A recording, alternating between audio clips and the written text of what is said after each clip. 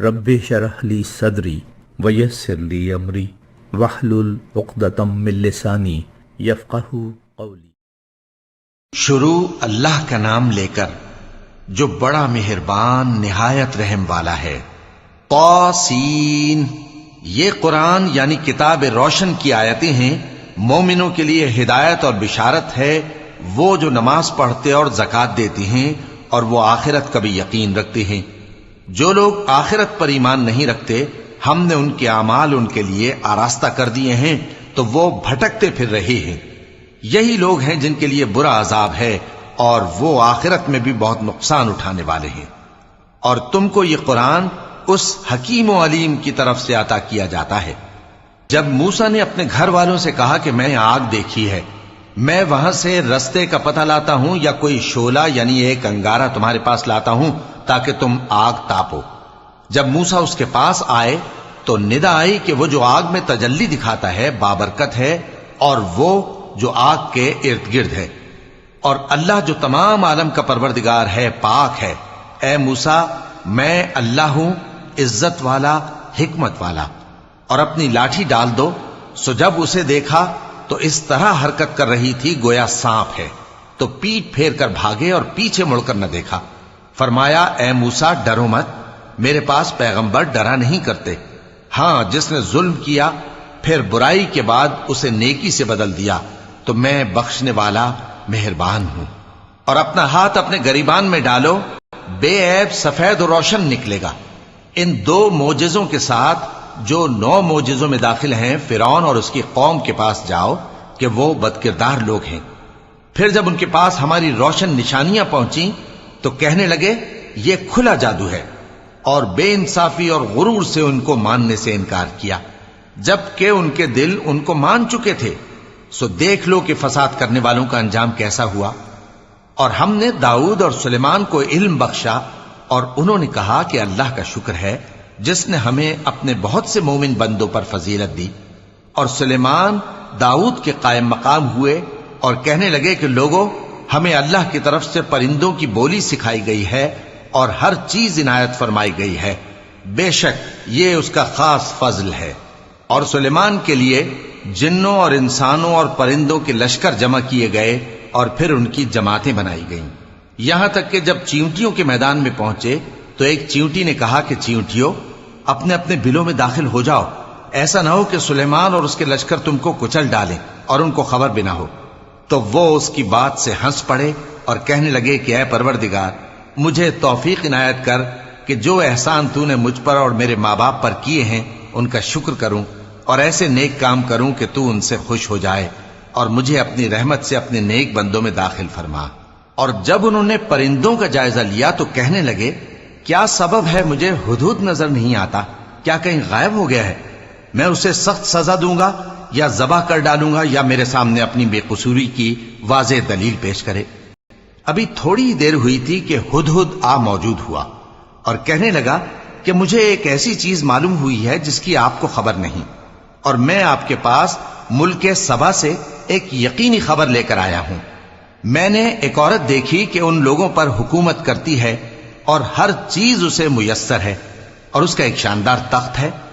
میں نے دیکھا کہ وہ اور اس کی قوم اللہ کو چھوڑ کر آفتاب کو سجدہ کرتے ہیں، اور شیطان نے ان کے اعمال انہیں آراستہ کر دکھائے ہیں اور ان کو رستے سے روک رکھا ہے، پس وہ رستے پر نہیں آتے، اور نہیں سمجھتے ہیں کہ اللہ کو جو آسمانوں اور زمین میں چھپی چیزوں کو ظاہر کر دیتا اور تمہارے پوشیدہ اور ظاہر اعمال کو جانتا ہے، کیوں سجدہ نہ کریں؟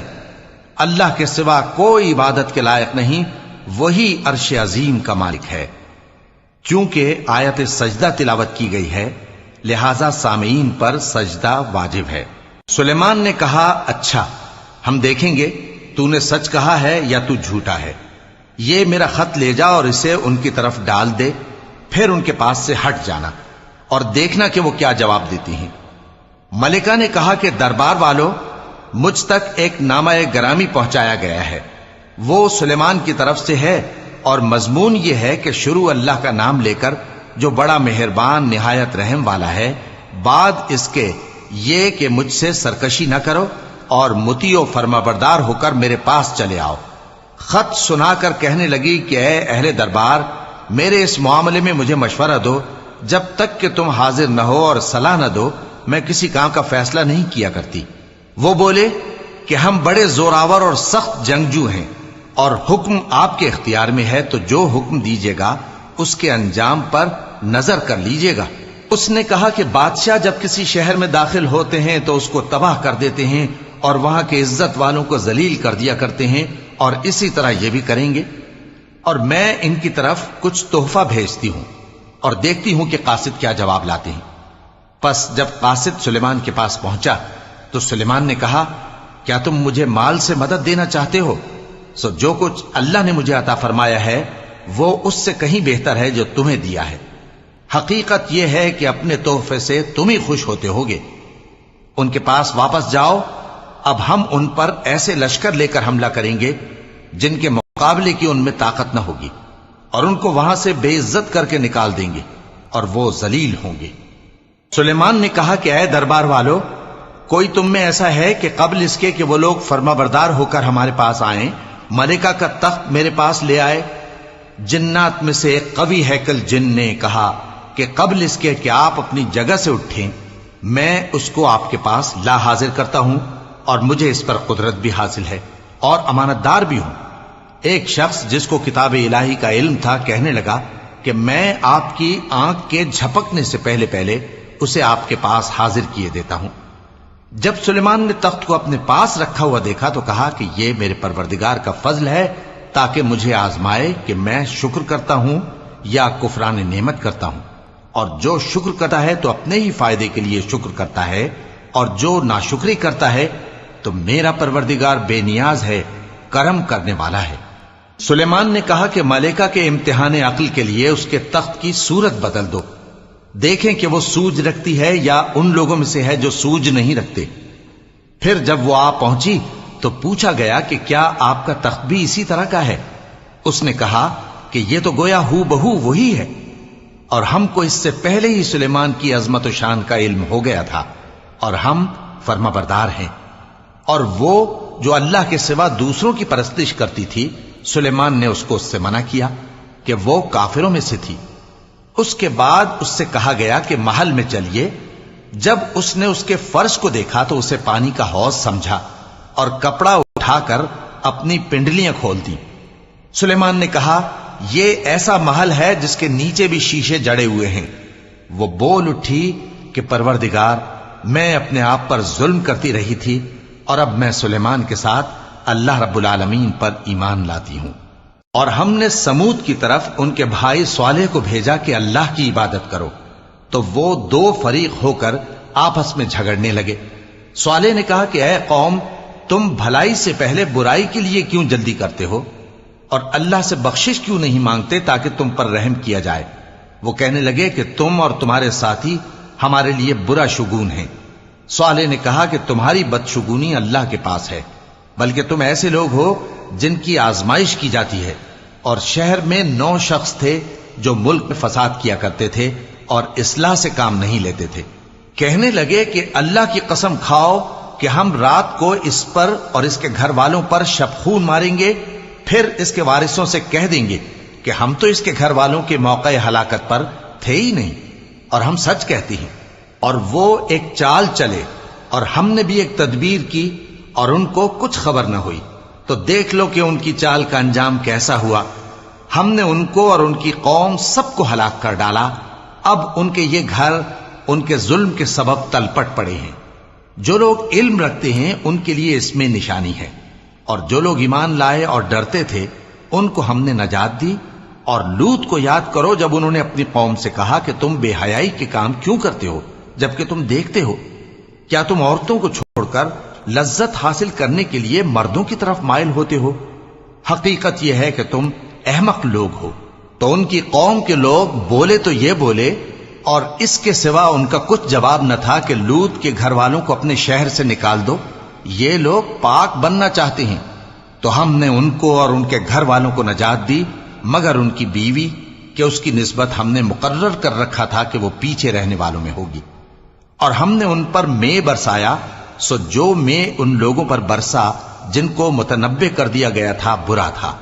کہہ دو کہ سب تعریف اللہ ہی کے لیے ہے اور اس کے ان بندوں پر سلام ہے جس کو اس نے منتخب فرمایا۔ بھلا اللہ بہتر ہے یا وہ جن کو یہ اس کا شریک بناتے ہیں؟ بھلا کس نے آسمانوں اور زمین کو پیدا کیا اور کس نے تمہارے لیے آسمان سے پانی برسایا؟ پھر ہم نے اس سے سرسبز باغ اگائے۔ تمہارا کام تو نہ تھا کہ تم ان کے درختوں کو اگاتے، تو کیا اللہ کے ساتھ کوئی اور بھی معبود ہے؟ ہرگز نہیں، بلکہ یہ لوگ رستے سے الگ ہو رہے ہیں۔ بھلا کس نے زمین کو قرارگاہ بنایا اور اس کے بیچ نہریں بنائیں اور اس کے لیے پہاڑ بنائے، اور کس نے دو دریاؤں کے بیچ اوٹ بنائی؟ یہ سب کچھ اللہ نے بنایا، تو کیا اللہ کے ساتھ کوئی اور معبود بھی ہے؟ ہرگز نہیں، بلکہ ان میں اکثر علم نہیں رکھتے۔ بھلا کون بے قرار کی التجا قبول کرتا ہے جب وہ اس سے دعا کرتا ہے، اور کون اس کی تکلیف کو دور کرتا ہے، اور کون تم کو زمین میں اگلوں کا جانشین بناتا ہے؟ یہ سب کچھ اللہ کرتا ہے، تو کیا اللہ کے ساتھ کوئی اور معبود بھی ہے؟ ہرگز نہیں، مگر تم بہت کم غور کرتے ہو۔ بھلا کون تم کو جنگل اور دریا کے اندھیروں میں رستہ بتاتا، اور کون ہواؤں کو اپنی رحمت کے آگے خوشخبری بنا کر بھیجتا ہے؟ یہ سب کچھ اللہ کرتا ہے، تو کیا اللہ کے ساتھ کوئی اور معبود بھی ہے؟ ہرگز نہیں۔ یہ لوگ جو شرک کرتے ہیں اللہ کی شان اس سے بلند ہے۔ بھلا کون خلقت کو پہلی بار پیدا کرتا پھر اس کو دوبارہ پیدا کرے گا؟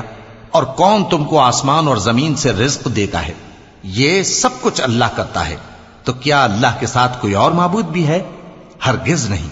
کہہ دو کہ مشرکو، اگر تم سچے ہو تو دلیل پیش کرو۔ کہہ دو کہ جو لوگ آسمانوں اور زمین میں ہیں اللہ کے سوا غیب کی باتیں نہیں جانتے، اور نہ یہ جانتے ہیں کہ کب زندہ کر کے اٹھائے جائیں گے، بلکہ آخرت کے بارے میں ان کا علم ختم ہو چکا ہے، بلکہ یہ اس کی طرف سے شک میں ہیں، بلکہ یہ اس سے اندھے ہو رہے ہیں۔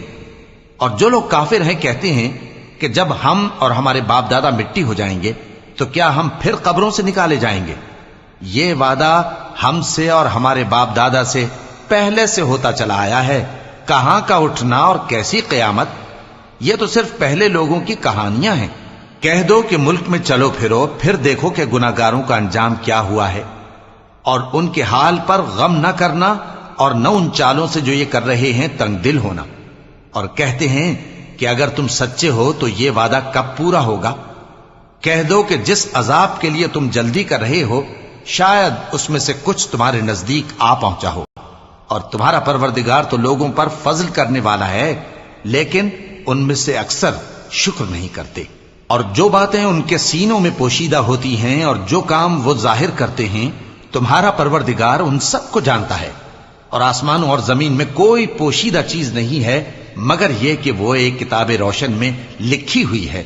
بے شک یہ قرآن بنی اسرائیل کے سامنے اکثر باتیں جن میں وہ اختلاف کرتے ہیں بیان کر دیتا ہے، اور بے شک یہ مومنوں کے لیے ہدایت اور رحمت ہے۔ تمہارا پروردگار قیامت کے روز ان میں اپنے حکم سے فیصلہ کر دے گا، اور وہ غالب ہے، علم والا ہے۔ تو اللہ پر بھروسہ رکھو، تم تو صاف حق پر ہو۔ کچھ شک نہیں کہ تم مردوں کو بات نہیں سنا سکتے، اور نہ بہروں کو جبکہ وہ پیٹ پھر لیں آواز سنا سکتے ہو، اور نہ اندھوں کو گمراہی سے نکال کر رستہ دکھا سکتے ہو۔ تم تو انہی کو سنا سکتے ہو جو ہماری آیتوں پر ایمان لاتے ہیں، پھر وہ فرما بردار ہو جاتے ہیں، اور جب ان کے بارے میں عذاب کا وعدہ پورا ہوگا تو ہم ان کے لیے زمین میں سے ایک جانور نکالیں گے جو ان سے باتیں کرے گا۔ یہ ہم اس لیے کریں گے کہ لوگ ہماری آیتوں پر ایمان نہیں لاتے تھے، اور جس روز ہم ہر امت میں سے ایک بڑے گروہ کو جمع کریں گے جو ہماری آیتوں کی تکذیب کرتے تھے، پھر ان کی جماعت بندی کی جائے گی، یہاں تک کہ جب سب آ جائیں گے تو اللہ فرمائے گا کہ کیا تم نے میری آیتوں کو جھٹلا دیا تھا، حالانکہ تم نے اپنے علم سے ان کا احاطہ تو کیا ہی نہ تھا؟ بھلا تم کیا کرتے رہتے تھے؟ اور ان کے ظلم کے سبب ان کے حق میں وعدہ عذاب پورا ہو کر رہے گا تو وہ بول بھی نہ سکیں گے۔ کیا انہوں نے نہیں دیکھا کہ ہم نے رات کو اس لیے بنایا ہے کہ اس میں آرام کریں، اور دن کو روشن بنایا ہے کہ اس میں کام کریں؟ بے شک اس میں مومن لوگوں کے لیے نشانیاں ہیں۔ اور جس روز سور پھونکا جائے گا تو جو لوگ آسمانوں میں اور جو زمین میں ہیں سب گھبرا اٹھیں گے، مگر وہ جسے اللہ چاہے، اور سب اس کے پاس عاجز ہو کر چلے آئیں گے. اور تم پہاڑوں کو دیکھتے ہو تو خیال کرتے ہو کہ مضبوط جمے ہوئے ہیں، مگر وہ اس روز اس طرح اڑتے پھریں گے جیسے بادل. یہ اللہ کی کاریگری ہے جس نے ہر چیز کو مضبوط بنایا. بے شک وہ تمہارے سب افعال سے باخبر ہے. جو شخص نیکی لے کر آئے گا تو اس کے لیے اس سے بہتر بدلہ تیار ہے، اور ایسے لوگ اس روز گھبراہٹ سے بے خوف ہوں گے. اور جو برائی لے کر آئے گا تو ایسے لوگ اوندھے منہ دوزخ میں ڈال دیے جائیں گے. تم کو تو انہی اعمال کا بدلہ ملے گا جو تم کرتے رہے ہو. کہہ دو مجھ کو یہی ارشاد ہوا ہے کہ اس شہر مکہ کے مالک کی عبادت کروں جس نے اس کو محترم بنایا ہے، اور ہر چیز اسی کی ہے. اور مجھے یہ بھی حکم ہوا ہے کہ میں فرما بردار رہوں، اور یہ بھی کہ قرآن پڑھا کروں. اب جو شخص راہ راست اختیار کرتا ہے تو اپنے ہی فائدے کے لیے اختیار کرتا ہے، اور جو گمراہ رہتا ہے تو کہہ دو کہ میں تو صرف خبردار کرنے والا ہوں. اور کہو کہ اللہ کا شکر ہے وہ تم کو عنقریب اپنی نشانیاں دکھائے گا تو تم ان کو پہچان لو گے. اور جو کام تم کرتے ہو تمہارا پروردگار ان سے بے خبر نہیں ہے.